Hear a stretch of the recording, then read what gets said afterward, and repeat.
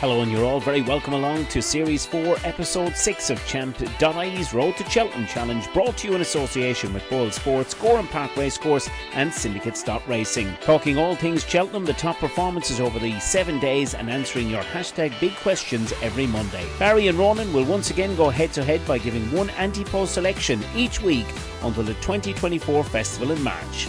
Only by night up and over from Magic Dawn, who has parted company with Jack Kennedy at the last. Inheriting second is My Lucky Colleen, but Away and Gone is Only by Night is going to add to her last two bumper wins, doing it emphatically. Only by Night, another winner, Keith Donoghue and Gavin Cromwell.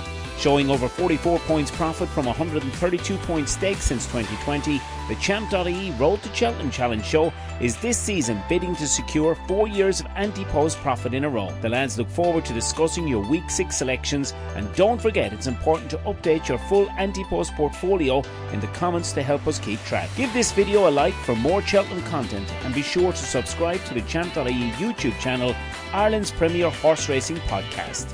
Enjoy the show. Boylesports. Don't just bet, choose wisely. So, hello and welcome back to episode number 6 of the Road to Cheltenham Challenge with myself and the Golden Groove. Busy last 7 days of racing, Ronan. You were up at Navan. I was romancing for a 2-year anniversary in Belfast, and plenty of winners on the Thursday show. Yeah, we had a good Thursday, plenty of winners, as you say. Fugitive did the business on Saturday, which was great to see. A great race. Gavin Sheehan, top class ride. That was really exciting. I think with Sapage, I think you had Go Dante, didn't you? All nice prices as well. We're not in and around the 6 to 4 mark here. We're nice juicy ones, and even Lord Erskine nearly did the business then on Sunday at Navan. I was at Navan on Sunday. Nice day there. So yeah, good weekend all around. Yeah, Lord Erskine 7-1, good each way shout for you, and Fugitive 8-1, Sapage 7-1, Nurse Susan 6-1, and Go Dante 7-1. So anyone that was following us in on the Thursday show, I'm sure plenty of profit for you there. So look forward to yet another selection on roads on episode 6, should I say, of the Road to Cheltenham Challenge. We'll be announcing our Christmas schedule at the end. We're going to look at the star ratings as we always do. We're going to have a big question to answer as well, and we'll be announcing our Week 6 selections. So, as always, if you haven't subscribed to the channel, make sure to do so. Give the video a like and let us know your Week 6 selections in the comments below. We love the participation. Over 100 entries to the, of course, the big competition for the viewers down below, Roland. Lots of engagement, as always, and we really appreciate that. And, of course, that's prize on the eve of the Cheltenham Festival will be that VIP trip, thanks to our betting partner, Boylesports, of course, to the Boylesports Irish Grand National. So lots to look forward to. We're well and truly on the road. Plenty of clues, I'm sure, over Christmas. We'll be discussing that on this show. And in relation, I suppose, to our sponsors, let's just shout out as well to, obviously, Gowran Park Racecourse. It was great to hear from Eddie Scally on the Thursday show. If you haven't got involved in the big competition, of course, a chance to win an overnight stay to Langton's, of course, a hotel of Kilkenny, and an overnight stay to the TS is on the 25th of January. Make sure to get involved in that competition. Retweet, of course, subscribe to the Champ.ie channel. Obviously, tag all your friends as well. So we'll be announcing that prize on the 28th of December. That's our show right before the new year. And as well, obviously, Syndicates.Racing as well. The class of 2024 has been launched. Great to have Jack on the show. Jack Cantle on, of course, from Syndicates.Racing as well over the past few weeks. And we'll be continuing to let you know about their offers.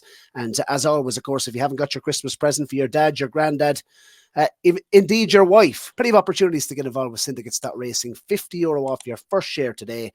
Pick your horse, obviously, into the checkout cart. Type the Champ discount code, Champ all caps, and apply to avail of that offer coming up to Christmas. And I'm sure Jack will be kind enough to continue that offer right throughout the remainder of the National Hunt season. Right, Ronan, without further ado, star ratings. You've taken the top 3. I've taken the bottom 3. Only by Night. Excuse the typo. What a performance it was. We'll come on to that. 50-1 looks juicy, but Blood Destiny, let's start with him. Yeah, pretty impressive now. I'm not surprised he's top of the list there. I'd argue with you he was more impressive than what Only by Night did, in courtesy of the horses he was against, in context, of course. But just really liked his jumping, as did everyone. That's not that's not front page news or anything, but when you're dealing with these novice chasers and a young one like him, to see him jump so well, it was really exciting. He struck me as a horse who Willie would come out and think that was over 2.5 miles. So maybe when you correlate that to the Cheltenham Festival, that would be the Turners. But he jumped so well here that I'd say Willie could just come out and think, well, we might as well utilise that and drop him down to 2 miles. So I could see him being more of an Arkle horse. A la Energumene, as you probably recall, Basil started off over 2.5 miles, but Willie wanted to utilise his jumping. So ended up back down in 2 miles. And obviously, look, no, we're not into playing Willie Mullins bingo this early, but they have a pretty strong contender, possibly in Gaelic Warrior for the Turners, who seems to be shortening up all the time, which might be an omen that, maybe there is a good feeling from Clisutton that that's the type of race he would go for. So getting back to Blood Destiny, I thought he was really good here. Like, he beat a good horse in Heartwood. He would have been one of my horses to follow at the start of the season. I thought he was quite interesting for Henry. And they've come well clear of a couple of nice horses there as well in Spanish Harlem. So this was pretty strong performance, I thought. And maybe Christmas comes too soon from something like either the two novice options at Limerick and Leopardstown. That probably will come too soon, but maybe it's the Dublin Racing Festival. You get the best clue to where he goes. And as I said, I wouldn't be surprised if he ended up back at 2 miles. I think that has to be the route, doesn't it? Given the way he jumped, obviously he's getting the 4-year-old allowance, so you'd be expecting him to go and win at Naas last Thursday. But it was the way in which he jumped, the speed of his jumping. He looked an Arkle tender all round, and cut to 14-1 from Boylesports.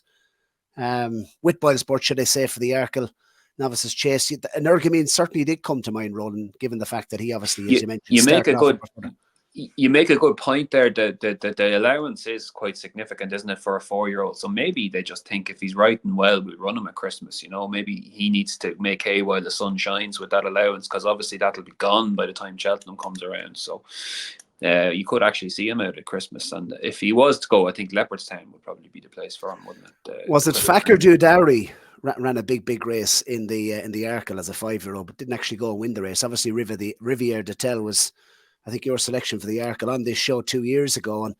And does that form translate? You can see, you know what they're doing with Lossiemount, for example, and they're leaving her to the new year to run her. They've been, very vocal how patient they've been with Lossiemount, and I just wonder, would he? I just wonder, is he going to be an Arkle horse? Is it going to maybe come too soon in his career? He's a big, strapping 4-year-old going on 5, obviously, but it was the way in which he jumped. He was very, very exciting, but he was more than entitled to win, given his rating, given the way he jumped, and given the fact that he was getting that allowance. So I think you're right. In terms of what he done, 4.5, I think, is very, very fair. I think he caught plenty of people's eye.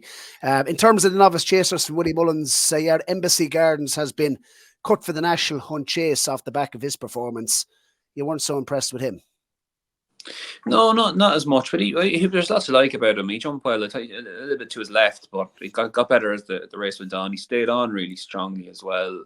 You'd like the way he did after line. For all that, the second horse there, Let's Go Champ, probably cut out a bit late on. Maybe just didn't see it out as well, and probably made Embassy Gardens look a bit better. I just think, look, he was quite expected to win. Like, he was a novice hurdler with a lot of hype around him last season. He's got a big name. I believe the owners and Ballymore, probably that's quite a big operation for them, this Embassy Gardens place. So maybe they always thought a lot of this fella to give him that sort of name, which is no way to go about assessing horses, really. But it just goes to show you, maybe they thought a lot of him when he was a young horse, etc. He wasn't, he struggled in the Albert Bartlett last season. He only won a maiden hurdle, was his only win. But he wouldn't be the first horse that struggled in an Albert Bartlett and then, come out and done well over fences, and probably chasing is going to be his game. Probably more of a murmur for the National Hunt Chase after than the Brown Advisory, seeing as he stays so well, which I'm not surprised about. He's 10-1 with Boylesports for that. I thought that was fair enough in what's an open-looking race. No one's really putting their hand up for that yet, I suppose. You got the likes of Three Card Bragg in there, etc., and Classical Dream, obviously, from the Willie Mullins camp as well. Thought it was an okay start off, but nothing more than that. Yeah, so I just went 3.5. Nothing more than that. I have to agree on that one. Shanna Bob is very interesting because You've given him a 3-star performance. I thought when he got going though, Ronan, when he hit top gear, this horse has a fair engine, and you've given him a 3-star rating, obviously, in the Donnelly Silks in that Albert Bartlett Bristol Novices Hurdle Grade 2 event. Probably not the strongest race, though, was it? No, and that's why I've docked him down, Basil. You have it there in one. Like, it's the third horse here. I'm kind of rating this race around the John McConnell horse, Moon Dorage. You know, he was beaten in a Thurles Novice Hurdle before he went over by Will Do. You know, I'd say Will Do, for as nice a horse as he has, he's probably a bit down the pecking order at Gordon Elliott's. And he's gone over and ran really well here, and the only two British novices that caught up with him and destroyed the evidence, and Shannon Bob. And yeah, absolutely, I agree with you. He got going nicely late on. You like that from a staying hurdle or like an Albert Bartlett prospect. Like he came under pressure, looked like he was going to struggle, and then really motored up the hill. So that's all likable, you know. But I just wonder the form of the race. Obviously, the course and distance now, the know-how is there, and you have that with him. So if he goes on to improve from this, then he will be definitely, he has that in the armory for when he goes back to the Albert Bartlett. But I think he does need to step up a bit from what he showed here. Hit that flat spot in his race, didn't he? And you just wonder, in a better quality race against better types, would he struggle perhaps? I fixed that typo, by the way, Ronan Groome. It's only by night. And obviously, that was a selection from last week, 50-1, cutting price into 12-1 in terms of the performance. And I know what you're thinking, Ronan. How are you giving this horse a 4.5-star rating? I just suggest before you go make it that you are very pro this horse before even started. So there might be a slight bit of Basil bias here before you get into it. But let's hear it. Go on.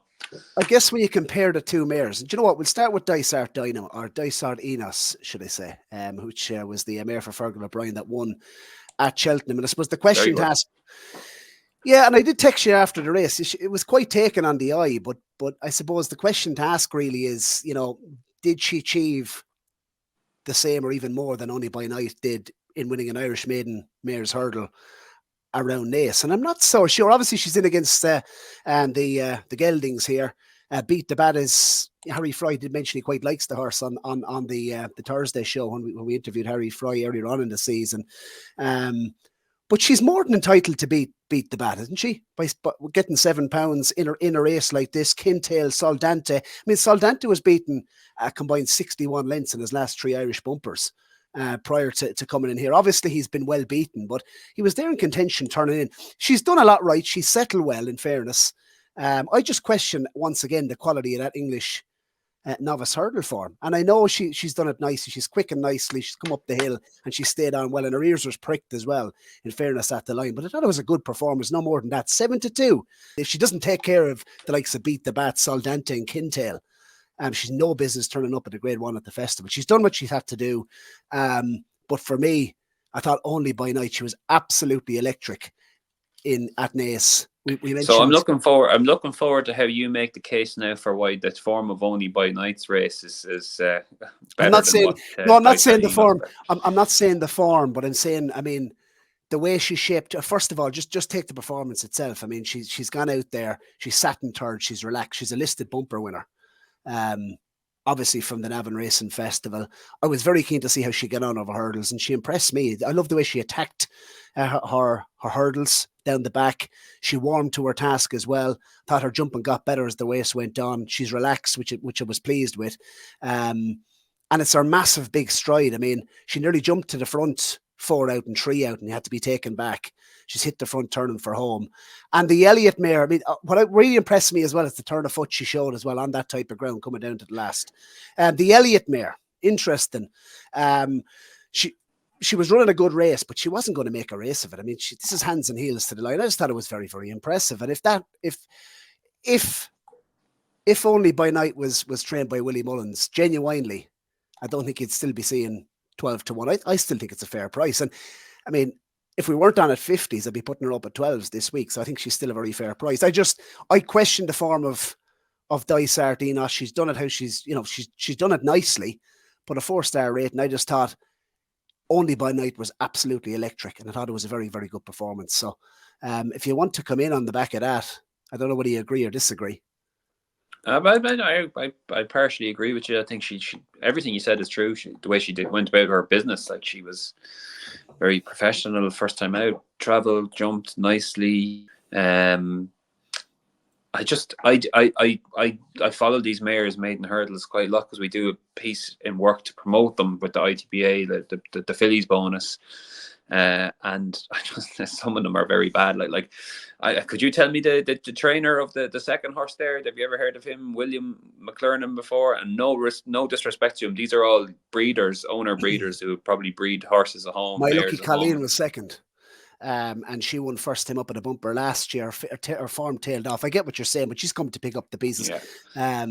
But my point being, it was I'm guessing was a mare's bumper she won first time last year. Like these races are great. They're excellent. Don't get me wrong for promoting owner breeders to put their horses out on the track, but they're often can be soft enough. Now, granted the Magic Dawn was in the race and she had earlier run in the good mares maiden hurdle at Navan that Look to the West was in, the one I put up for the race. So she does bring a bit of credence to it.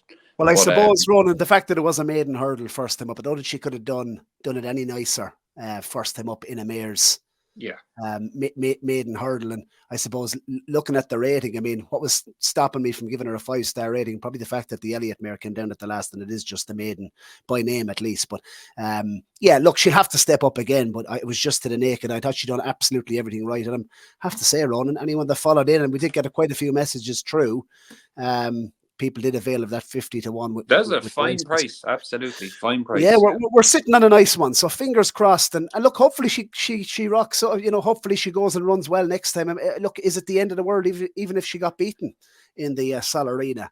Hopefully she gets there fit and well and has a live chance. All her wins have come on quite testing ground, so I suppose we don't really know how she's going to cope. If it was good to soft, etc. But look, I think she's open to, what I like the most about this mare is how she travels and shapes through her races. Not only that, but she's improving. So where's the ceiling? When these mares start improving, where genuinely is the ceiling with them? So interesting to see. We're certainly sitting on a nice docket there. Broadway Boy, 4-star rating. I suppose his jumping fell to pieces a little bit down the back, but I mean, to do this in this type of company as a 5-year-old against seasoned handicappers who are probably on a 300 through 5, there's every reason to believe, Ronan, that this horse who finished second to Broadway Boy at the weekend, second run back after wind surgery off 150, I mean, he could be in his own right well treated. And I just thought it was a really good performance, given the fact that, it was only he's 3 from 4 now over fences. It was only its 4-star over fences. Officially now he's 19 pounds higher over fences than its hurdles mark. Love his attitude. I mean, he's only 5 years of age, as mentioned. Thought he was foot perfect on the first circuit. When they quickened up, obviously this is on the new course, over 3 miles and 2. Connections have said they're going for the Brown Advisory, which is on the old course, a sharper, tighter track, over 2 furlongs less. It's just interesting. He was foot perfect, but when they upped the ante on that second circuit, his jumping did, I'm not going to say it fell to pieces totally, but he did put in a couple of clangers. He made a mistake at the 6th, 7th, and the 8th, and latched back onto the bridle, coming back down the hill like a classy horse. And I don't think coming back and trip is going to hinder him. And I think he jumps well enough that suggesting that a step back and trip isn't going to be a hindrance. And I thought he showed enough class that he could be able to lie up in Grade 1 novice company. So I think he's a fair horse. And I think the Brown Advisory is really shaping up like an interesting race now, because which of the McManus horses will actually run in the race? Stay Away Faye has set the standard, Grade 1 winner at Cheltenham last year over hurdles, and has done nothing wrong over fences so far. And then you have the likes of Broadway Boy, which is a really interesting type that's just improved for a fence. And I loved his attitude and his head carriage up the hill. I would have thought that you would have been impressed by him. I suppose in terms of giving him any more than a 4-star rating, is jumping down on that second circuit. I don't think you could give him a 5-star for that jumping performance. No, he was good and solid and fair play. He's got a great Cheltenham record now. And he's up to a mark of 150. I just thought he'd be liable to get outclassed a bit in a Brown Advisory, that there'd just be stronger types coming across the Irish Sea from Messrs. Willie Mullins and Gordon Edley, etc. I thought, if anything, they might be better off going up to the National Hunt Chase, given how well he jumps.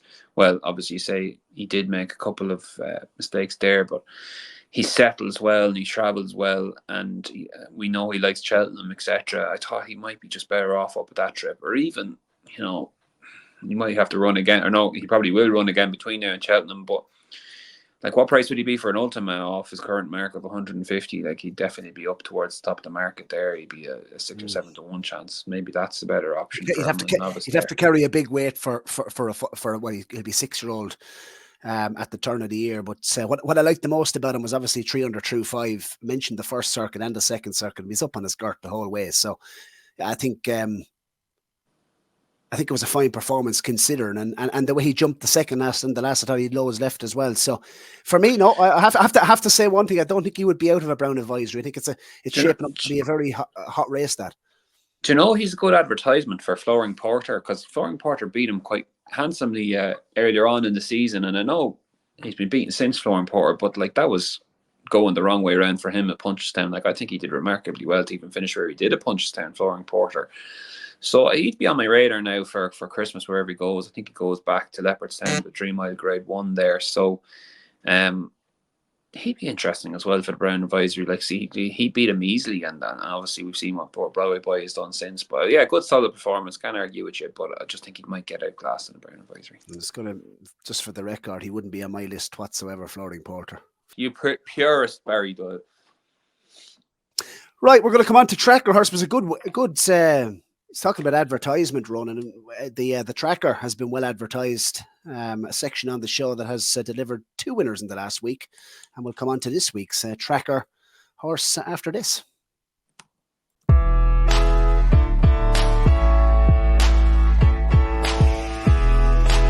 Granger and Patrick Mullins. McGree has justified favouritism, but sharp object out in front, being ready for John McConnell and Alex Harvey. Western victory, Silver Land. That'll be the finishing order.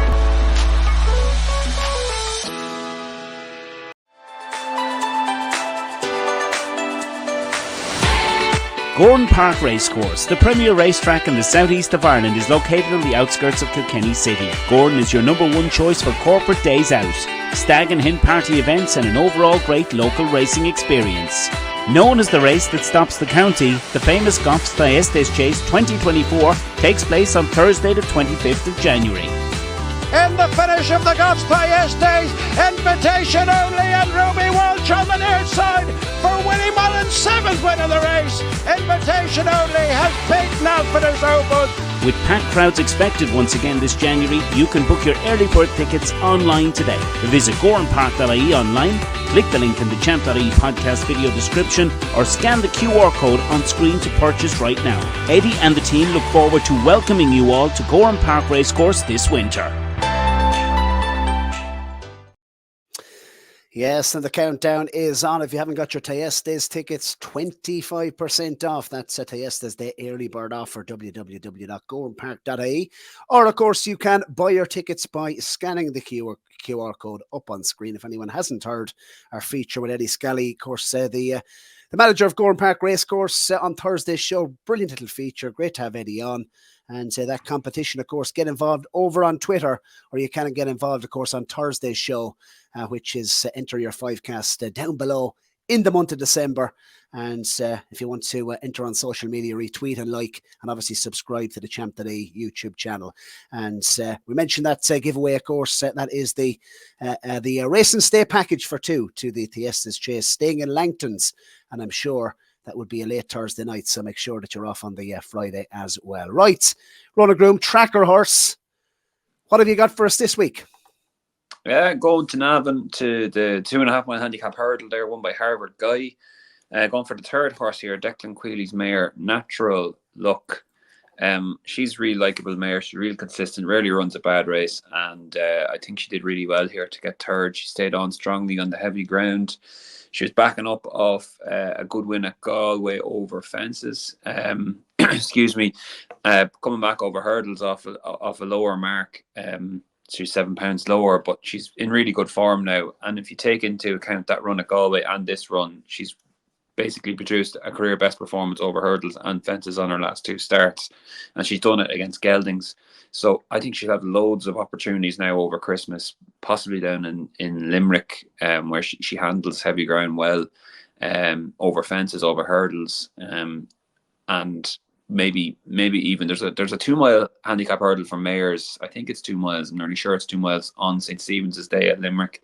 That could be an option for her, even though the trip was a bit short. But if the ground got really heavy, she'd make appeal there back against the Mares. But in any case, I think she's in great form now. This is a good run against 2 good horses. Harbour Guy, lightly raced, well back. McManus horse won really well, and Lord Erskine was the horse I put up. I think he's really well handicapped, and there's still a race on him off his mark over hurdles. So I think she did well to finish third, and following her now to see where she goes over Christmas. That is your tracker horse for this week. I got to go with a horse that cropped up on our Fairy House preview show, which featured, of course, Keith Donoghue, and eyes were drawn to his dark horse for the season, Fenway Park, who finished second at Naas on Thursday on that decent card that's potentially threw up some Cheltenham Festival winners.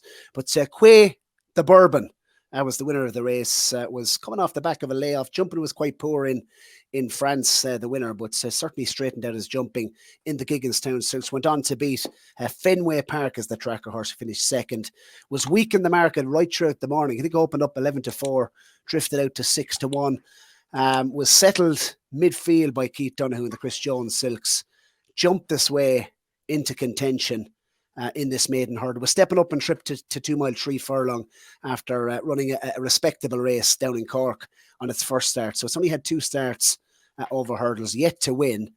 Wouldn't be surprised if, wouldn't be shocked, should I say, if it's capable of winning next time out in maiden hurdle company. And I think handicaps potentially in the spring. Could he perhaps win next time out and be a contender for something like a Martin Pipe? I'm not entirely sure. He's a nice horse. Stepping up and trip won't be an issue. Both starts have been on softer ground. By Molinas, it's only 4 years of age, but jumped well, travelled well, shaped like a good horse. Made a mistake at a crucial point, 2 out, and I think only got 1 flick off the back of the last and was only beaten 4 lengths. So I thought Fenway Park was an interesting one, maybe for novice handicaps next spring. So he was the tracker horse for me this week. Just to note, Ronan, obviously they were the tracker horses that I suppose did throw up some winners, of course, in the last week. Nassalam won for you.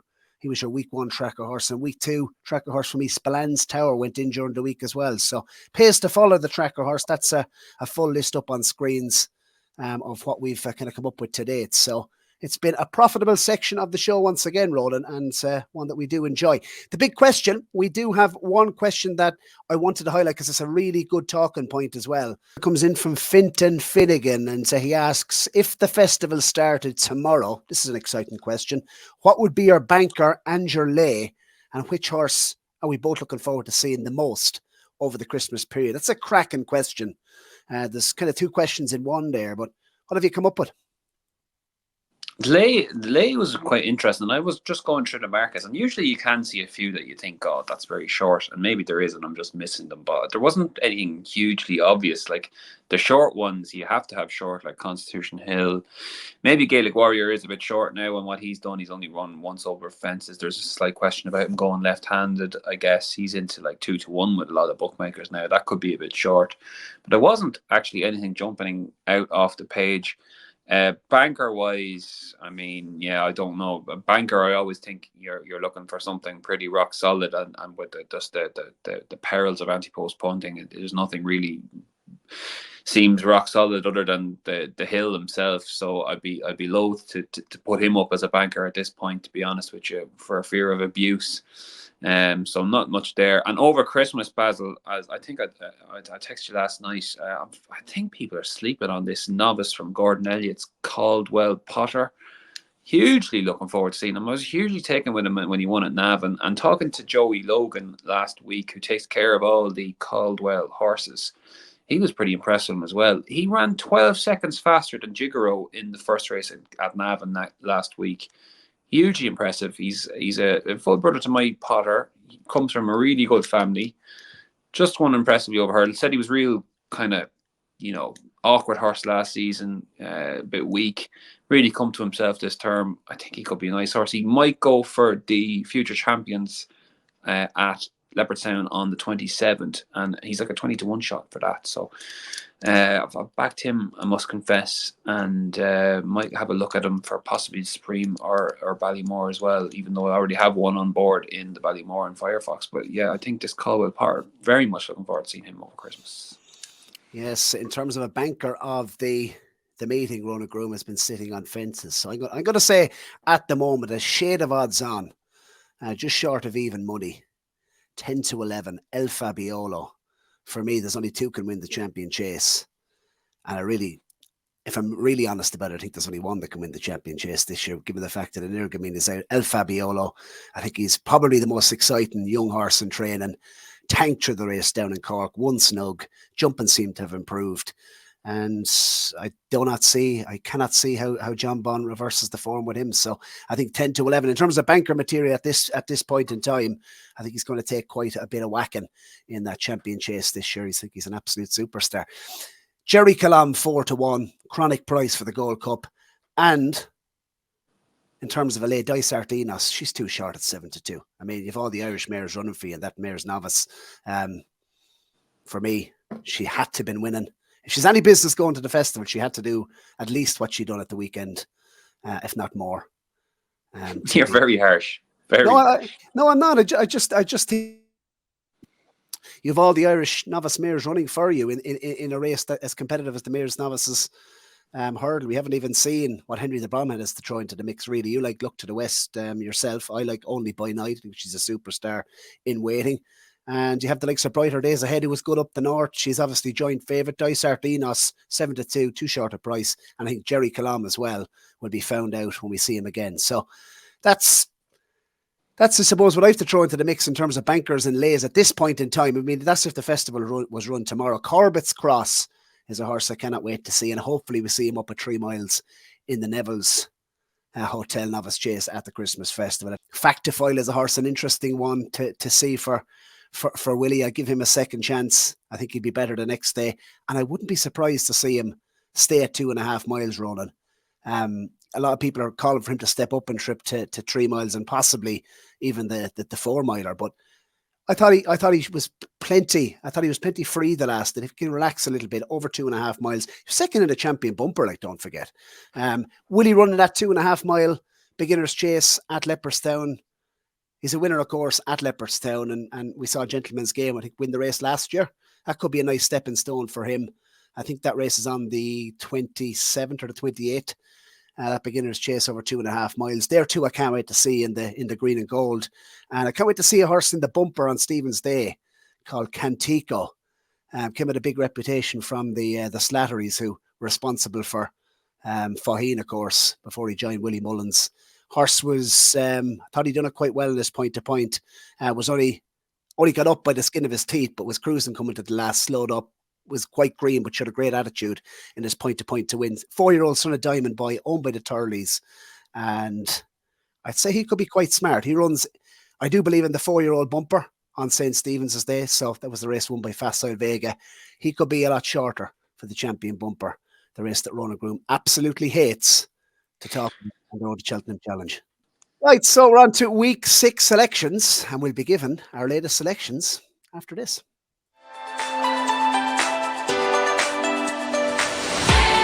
Gowran Park Racecourse, the premier racetrack in the southeast of Ireland, is located on the outskirts of Kilkenny City. Gowran is your #1 choice for corporate days out, stag and hen party events, and an overall great local racing experience. Known as the race that stops the county, the famous Goffs Thyestes Chase 2024 takes place on Thursday the 25th of January. In the finish of the Goffs Thyestes, invitation only, and Ruby Walsh on the near side for Willie Mullins' 7th win of the race. Invitation only has beaten Alpha's Opus.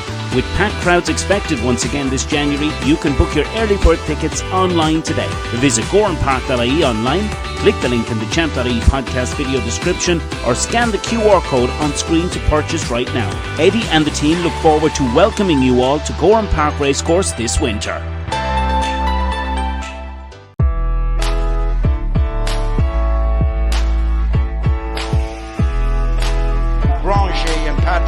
But McGree had justified favouritism. But sharp up deck out in front, and waiting for John McConnell and Alex Harvey. Western victory, Silver Lark. That'll be the finishing order.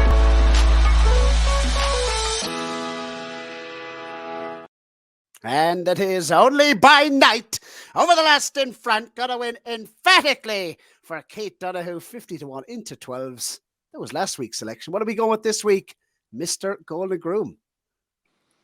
Going for the Bandit, Mighty Bandit, for the Triumph Hurdle, obviously. Just getting him in here now before he runs in the Grade 2 Juvenile Hurdle at Leopardstown on St. Stephen's Day, which is said to be his target. He was hugely impressive in his debut run at Punchestown. If you recall, he ran on the same day as Stateman in the Morgiana, and he recorded a faster time than him in the Morgiana. So that was a fair performance from a juvenile hurdler first time up. Obviously not suggesting in the slightest that he would have gone close in the Morgiana or anything, but it just goes to show you there was a bit of substance to what he did there. He beat Larkin in the morning by 9.5 lengths. The third and the fourth home there, Harsh and Pacini, have both won since. So that backs up the form element of the race. Larkin in the morning hasn't run yet, but he was well touted going into the race. He's for Joseph and Ballymore. So I think it was probably a pretty good juvenile hurdle. And I just think this market is a bit stagnant because everyone's waiting for Willie to unleash one of his good juveniles that he's brought over from France, which seemed to be all the rage with his stable tour, but we just haven't seen them yet, you know. And obviously they could run. He could have run a few debutants in the Grade 2 at Leopardstown, and we'll see what happens there. But you can't take away from this horse and what he's done in his first race so far. And I just think it's time to pull the trigger on him. I want to get him in before he runs in that Grade 2 where I think he could be impressive. Obviously, Birdout Road is going to run, I think, in Chepstow. I think that's been announced today as well. So it'll be interesting to see where he goes. I was hugely taken with him when he won at Cheltenham as well. He ridden very confidently. But Mighty Bandit, the Irish seem to have the call with these juvenile hurdles the last few years, particularly Willie Mullins. But obviously, Gordon's had a high-profile winner of the race before in Old Tiger Roll. And I think he could have a live chance in the race this year with this Caldwell horse, Mighty Bandit. Decent price as well, 10-1. You can avail of that with Boylesports, our betting partners, and hence from 8-1.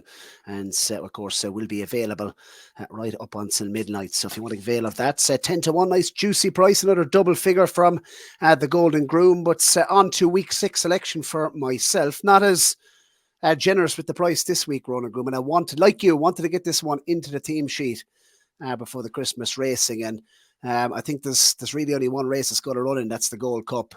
Off the back of it. So fast or slow, 6-1, I think is fair. I think it's just about fair. We could have a bit of a shake-up in the Gold Cup market over Christmas.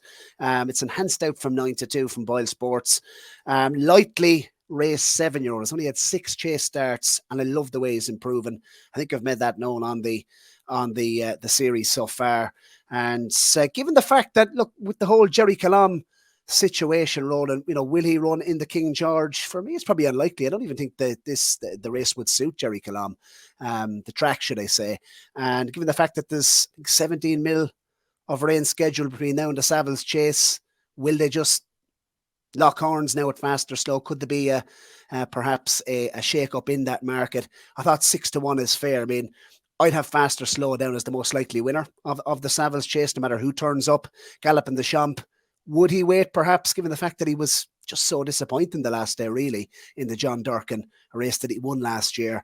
Will he wait to the Irish Gold Cup? That was the route that he went last year. And could Jerry and Fast or Slow shake each other up? Could it be the biggest clue as well towards the Gold Cup market or Gold Cup itself in March? I just thought this improving 7-year-old. He's a lovely profile for the race. We mentioned Ronan, the 8-year-old record in the Gold Cup. He'll have 7 or 8 runs perhaps, depending on whether he runs in the Irish Gold Cup himself or do they go straight with Fast or Slow. But he's certainly running the Savills, stepping up and trip once again to 3 Mile is going to suit him. And I thought he was full value. Thought he won snug in the John Durkin. I think Martin Brazza was quoted afterwards and saying, they would have been happy with a good run if he was placed. It was really a prep run for the Savills Chase. And, you know, it was such a steady pace as well early. I'm not sure the race wouldn't have suited him. Like, he was quite fresh, I thought, for the first mile. His jumping is always brilliant. You can't fault him on that. But I thought he's one slug enough at the line, and I think you'd have to be very, very taken with him. And, you know, should he go and win the Savills Chase, more or less going to half in price. So 6-1. I'd have him as the most likely winner of the Savills Chase. And I think for the Gold Cup, he's a really, really strong candidate, given the fact that the Ultima as well, we have to mention that form has worked out. And, you know, it looked a very strong handicap at the festival. And I do think as well, the new course will probably suit Faster Slow more. So I'm getting them into the team sheet, Ronan. It's a second single figure price for me on the series so far. Week 6.